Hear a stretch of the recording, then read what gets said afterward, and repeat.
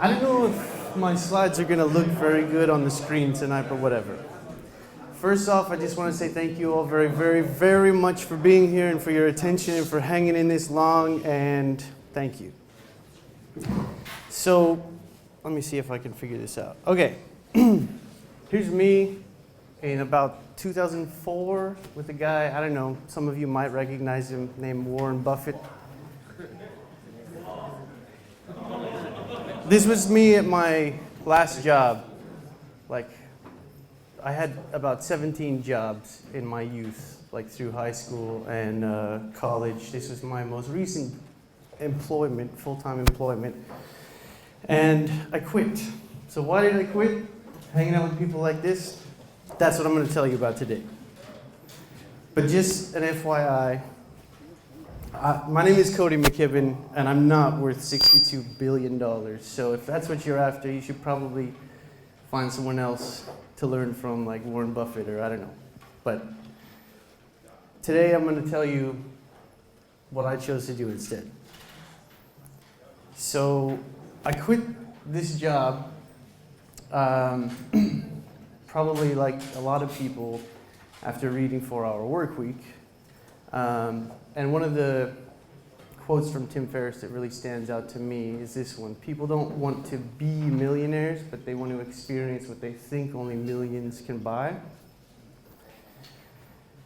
And that really had a profound impact on me, like, for a number of reasons. But like I said, I had about 17 jobs, all kinds of different things growing up. I have a background, my degree is actually in history and humanities and religious studies, of all things. Louder? Is that better? Sorry. Yeah, I keep getting feedback. Okay, I'm going to try to be calm. Sorry. But, so yeah, I have a history degree and a humanities degree, of all things, and somehow find myself kind of a digital nomad, location-independent entrepreneur. I worked my way into employment in a business school at my university, so that's kind of how I got into, I was planning events and making TPS reports and all kinds of things. Met a lot of really cool people like Warren Buffett, but decided it wasn't for me when, I realized, like, I had my own thing going and I didn't have to answer to anyone. And I read the 4-Hour Workweek, and it kind of, like, it was so in your face apparent, but it solidified a few ideas for me. So I decided to pursue another path in life. So just real quick, I guess as an intro, like, here's a couple slides of places I've lived, and I won't go into the deep details just yet about cost of living or anything, but just to give you kind of a very broad idea. These are in US dollars, but this is kind of an idea of the purchasing power you can get in different places around the world. So I spent a long time in Thailand, where $1 US will get you about 32 Thai baht. These are current exchange rates from Google today. In the Philippines, $1 will get you about 44 Philippine pesos. In Colombia, in South America, $1 will get you about 1,900 Colombian pesos. In Vietnam, $1 US will get you a little over 21,000 Vietnamese dong today. So just real quick, a little tiny bit about my background. So yeah, 2006, I started writing online rather, kind of about all the events I was attending, the business books I was reading, just for fun. At the time, I thought I wanted to sneak my way into Stanford Graduate School of Business. So started writing online, created a blog. And then shortly thereafter, I began doing web development freelancing, very similar to Tom, who was just up here right before me. So my initial freelance business was much like he described to you guys. kind of how I got my start. 2000, and this was just like a side job for me while I was working full-time in an office still. 2007, I read The 4-Hour Workweek by Tim Ferriss, and that kind of, like I say, solidified some ideas in my head and convinced me that I should probably quit my job. Can I curse? Do you guys mind if I curse? No. Okay. I should quit my fucking job. Fuck this. So I quit my full-time job because I realized, like, wow, I already have this, like, I started building websites on the side, part-time, while I was also working full-time, and I was making decent money from that. I read 4-Hour Workweek, I'm like, wow, yeah, you could do this from anywhere. You could answer to no one other than yourself and your clients, obviously. But I was like, okay, I'm gonna quit and work from home. So in late 2007, I quit the job, decided I was just gonna bust my ass working from home, and with the goal of moving abroad. That was another thing from 4-Hour Workweek, is like he pointed out how, you know, your money can go a lot further in a lot of places, and if you're starting up your own side business, that's basically what he did. Is to work from abroad where the cost of living is much lower. So late 2008, about a year after quitting my job and just working from home, I bought a one-way ticket to Thailand. And originally the plan was just like to spend a year abroad in Asia. It was about the most different lifestyle I could imagine, and I just wanted to like travel and see something different, experience a different culture. But I've not stopped yet. It's been like 6 years almost. So yeah, 2008, one-way ticket to Bangkok. Long story, there was protests and all kinds of madness and ups and downs, but that's another story. 2009, I mostly spent with a very good friend of mine in Bangkok, and we started to organize regular meetups, much like this. We call it the BKK Tweetup. And that kind of was my first exposure to meeting a lot of people, much like here in the room tonight. And I later worked with that same friend to help him really build out. He has kind of a grassroots volunteer and charity organization called In Search of Sanuk, that's ISOS. And also ended up helping to really, really expand a magazine called Southeast Asia Backpacker Magazine.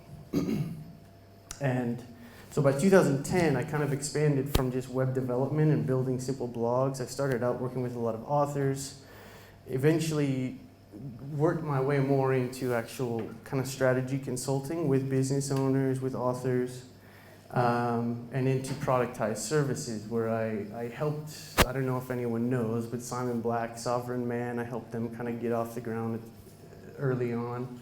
Helped Chris Ducker, who's kind of a big outsourcing king in the Philippines.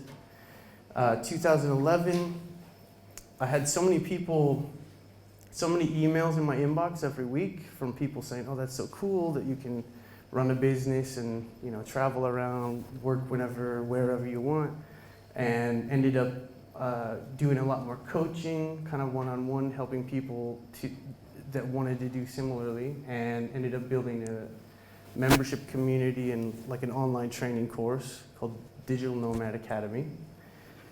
2012 is what I call the year of suffering, which I'll get into later. And then 2013, 2014, the last year and a half, 2 years, got way back on track. And I've started hosting events. I had my first kind of mini summit in San Francisco last year, did a really fun retreat with a bunch of people in Costa Rica on the beach. Anyways, enough about me. Today, what I want to share with you really, and I'm going to try to go through these as quickly as I can, but it's basically 10 insights, 10 lessons that I've learned along the way. And I'm a small fry. Like I said, if you want the $62 billion, go follow Warren Buffett or whatever. But, you know, I've gotten to live in like 7 different countries and travel to like 30-some.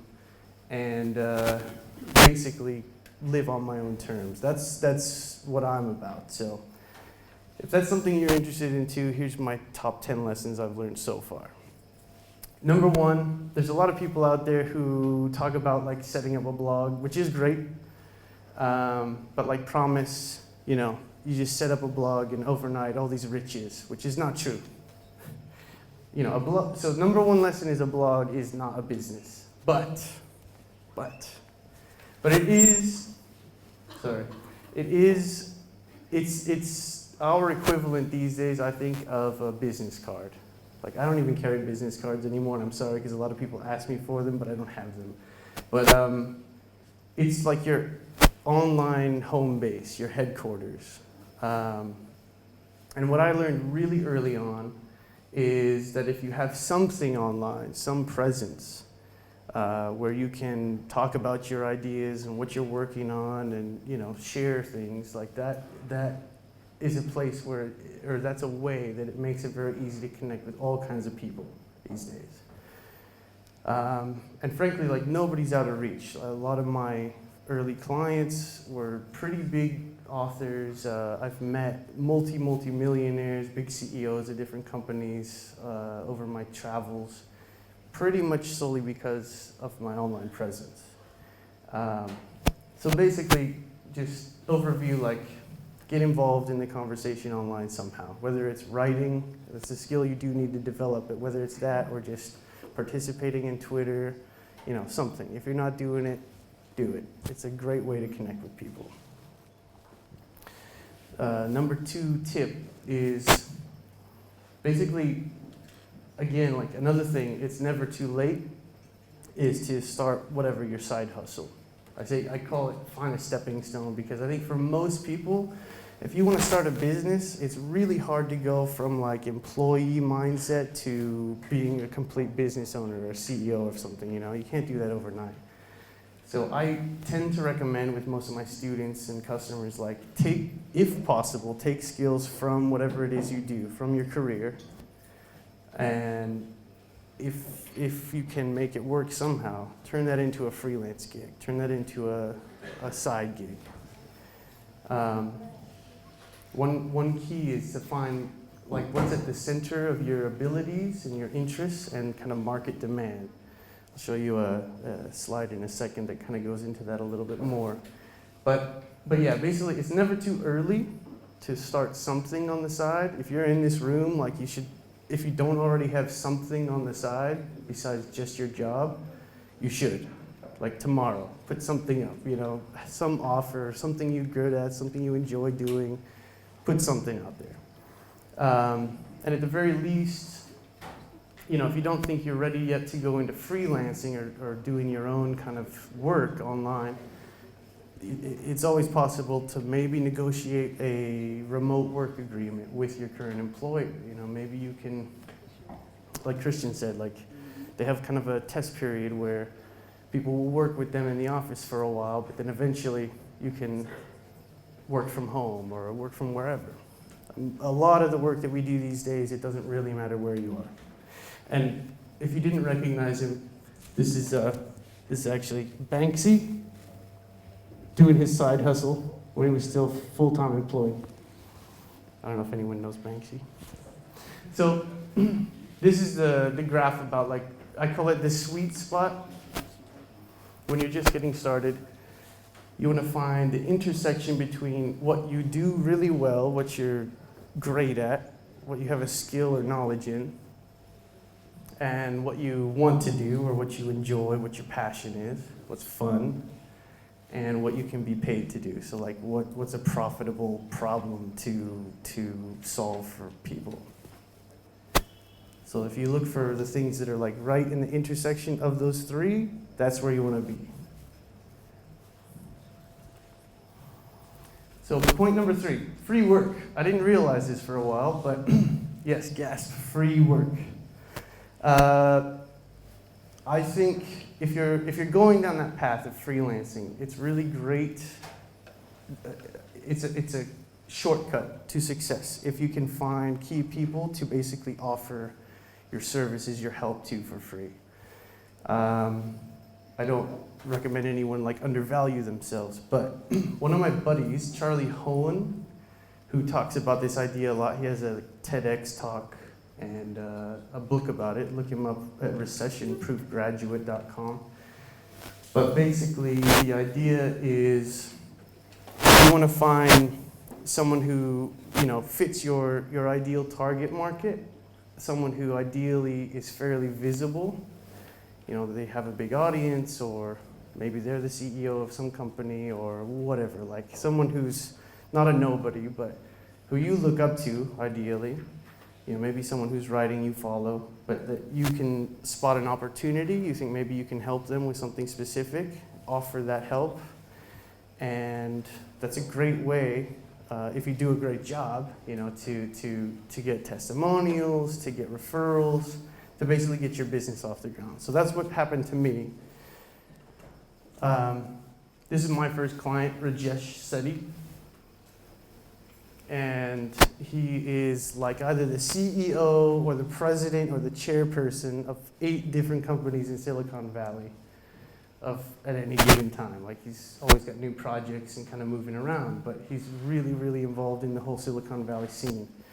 He's the author of a book called Beyond Code, one called Upbeat, and 7 others.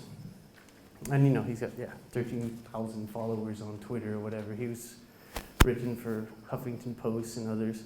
So like, he's very visible.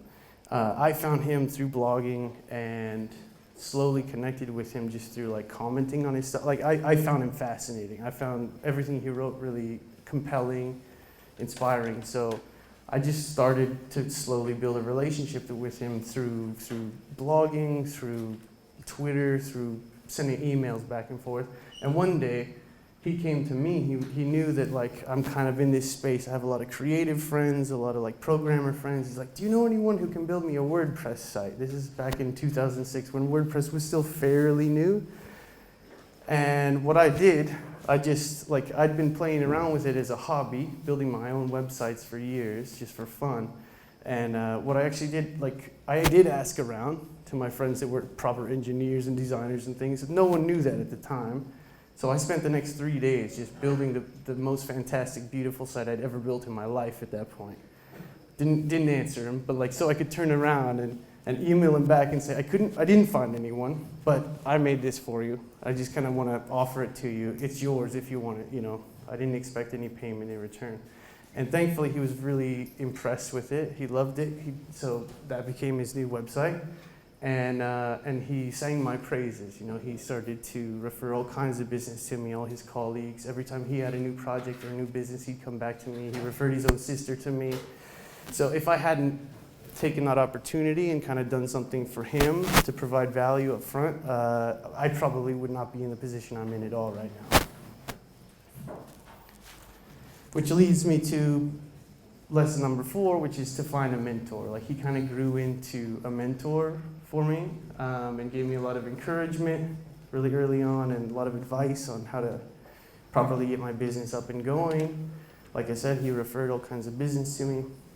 And yeah, this is whether you're in some sort of a freelancing role early on or anything else. If you don't think that if you can't identify a skill that you have that you think is marketable, another thing is to seek out an internship.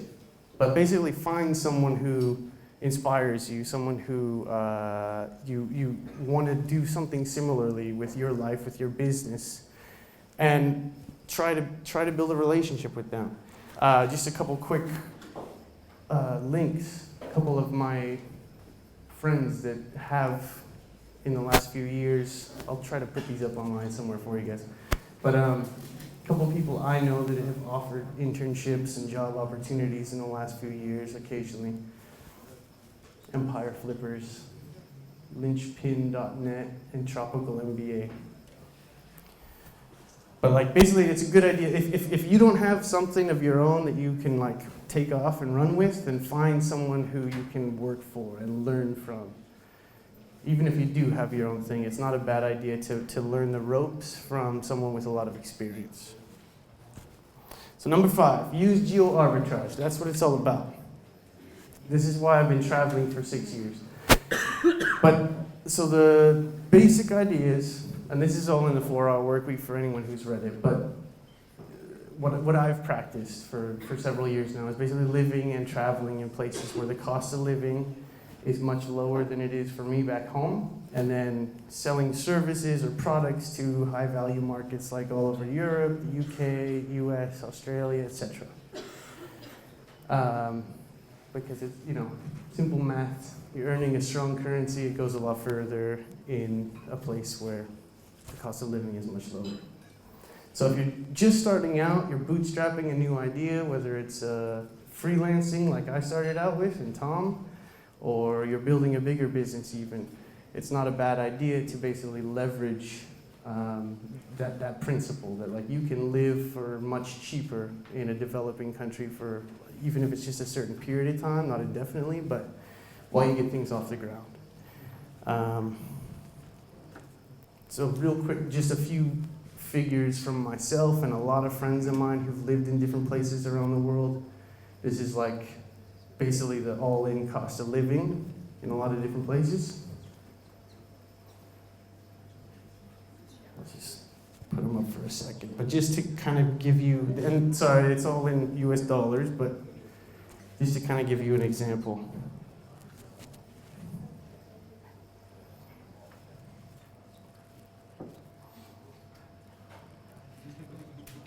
And for a lot more, basically it's go to expatistan.com and you can compare the cost of living in any city in the world to any other city in the world, which is a really great tool.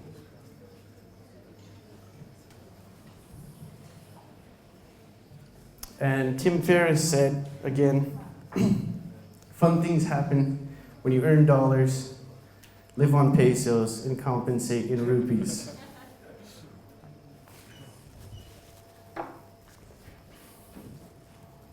True, it's fun. Okay, lesson number 6.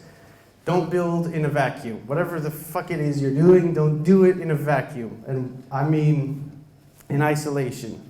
Don't do it without talking to people. First off, like if you're just getting started, like what are the questions that people come to you for over and over again? What are the emails you get in your inbox? What are the things people tell you you're great at or always want to ask you about?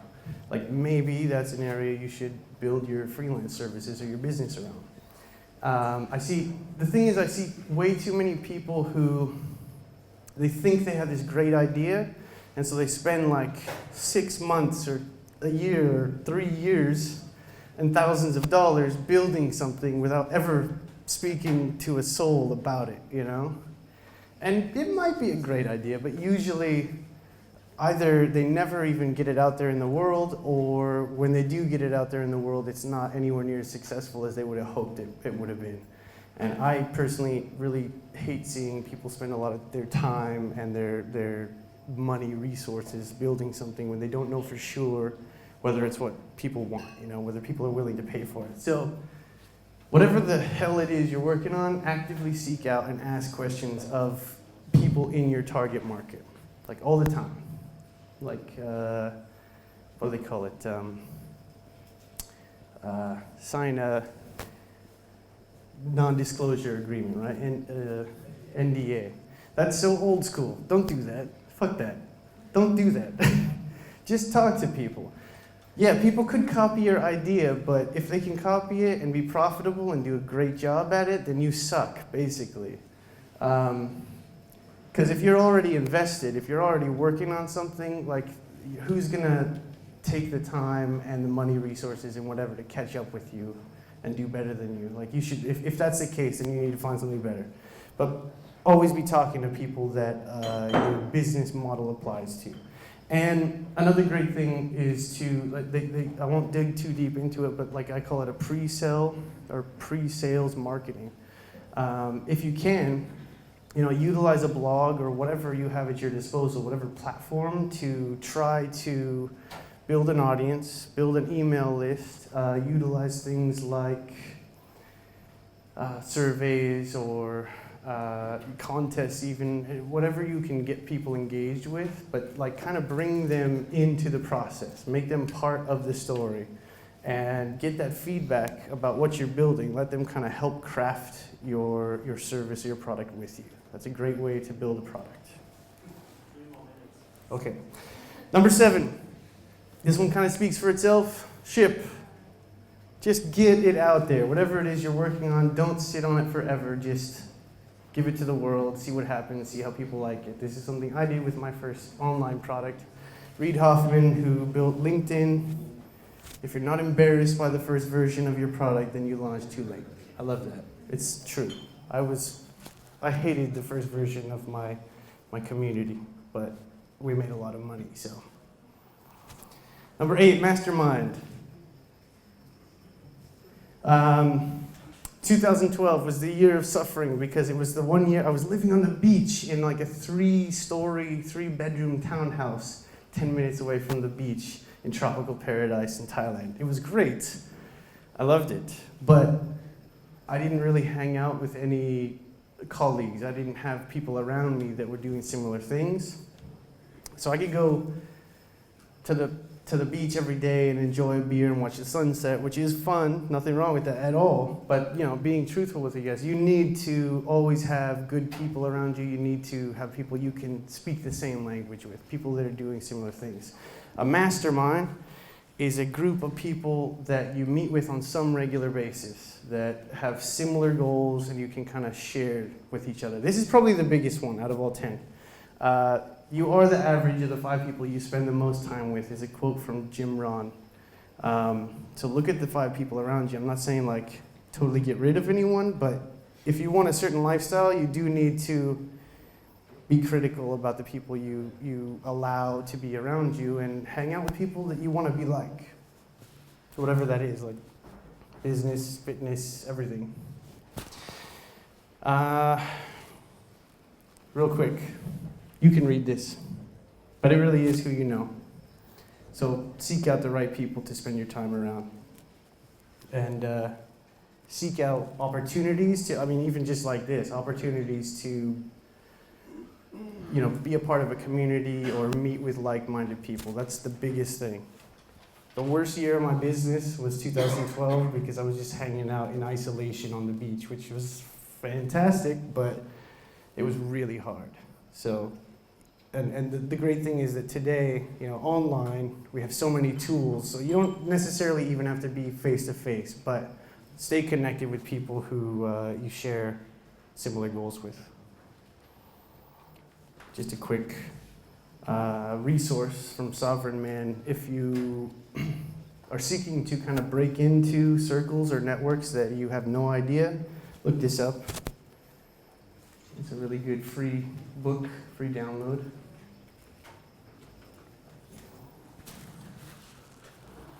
And Napoleon Hill's Think and Grow Rich, which is a really, really old book, but still a classic, still really good. That basically is kind of where the idea of masterminding came from. I started a group when I was in college, and it was the best thing I ever did. And then, I fell off the horse for a long time. And only in the last year and a half, I picked it back up again, and I have a group of about 5 guys that I get on Google Hangouts with once a week. And that's made all the difference in my business. So number 9, money's for solving problems. Be really wise with how you spend it. Don't waste it, but it's for solving problems. When you get there, you'll face all the hiring challenges and all these things, but just be really conscious of, it's a resource just like anything else, just like your time. And the best thing you can do with it is to reinvest it in your business, whether it's paying for help, or investing in your own education. And these are, number 1, obviously, 4-Hour Work Week, but 4 of my, probably the best 4 books, at least, that apply to business that I've ever read that I recommend people start with if you didn't get a business school education.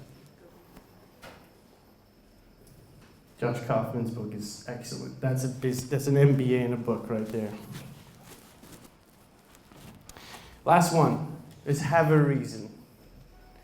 Everyone will have their ups and downs. There will be months where you don't make any money. You'll pull your hair out a million times. You'll ask yourself if you're sane or not. So you do have to have a reason to get out of bed in the morning and to keep doing whatever it is you do. That's being frank with you. So think about your vision or your mission, whatever you want to call it, but like, what is your why? I think it's really helpful to tie everything you do to some mission, some personal mission in life. What's the bigger thing you want to achieve with your life? Tim Ferriss's dreamlining exercise is a great place to start off, which is in the book and online. My vision personally is, it's become over time, but it's gotten more crystal clear, is basically just to help show people that there's so many more options and to help people realize their own freedom in whatever function that is for them. Usually business, but it applies to many things. Another one of my favorite quotes from Mark Twain, just 20 years from now, you'll be more disappointed by the things you didn't do than the ones you did, so go fucking do it. Fucking start now, like today, yesterday, if you can. So yeah, please, if you're interested in these things, I'm at thrillingheroics.com and my Twitter is Cody McKibben. Thank you very much.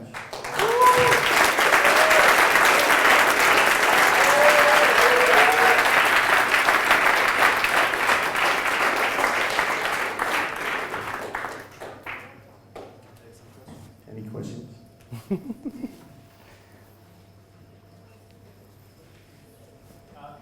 curious to understand how you transitioned from web development to a semi-high-profile marketing, both from like a skills set and also a sales perspective. A lot of it, so yeah, I started with web development, which kind of Tom explained a lot of about that business and getting started with that. I basically played around with code and building different websites, just like I said, as a hobby for years at that point. A self-taught, like very basic programmer, front-end programmer. But, and yeah, I seized the opportunity when I saw it for my mentor to help him out and realized that it was a skill set that I could work on and that I was pretty decent at. So I mean, I started at very low skill set, but just ate up everything I could find about it, all the information I could, and training and whatever.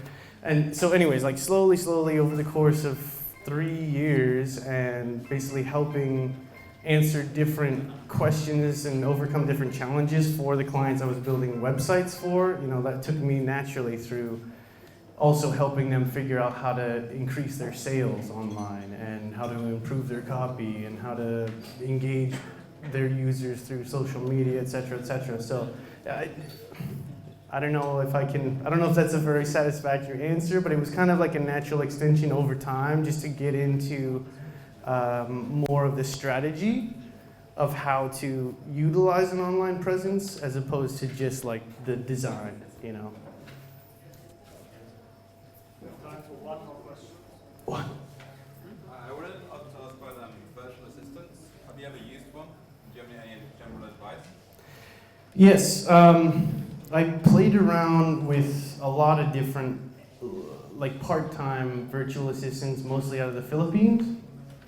And for certain things I do recommend that, but personally I didn't have like a lot of, I wasn't really fulfilled with what they could achieve for me. So I had several different assistants based mostly out of the Philippines for a couple months at a time here and there.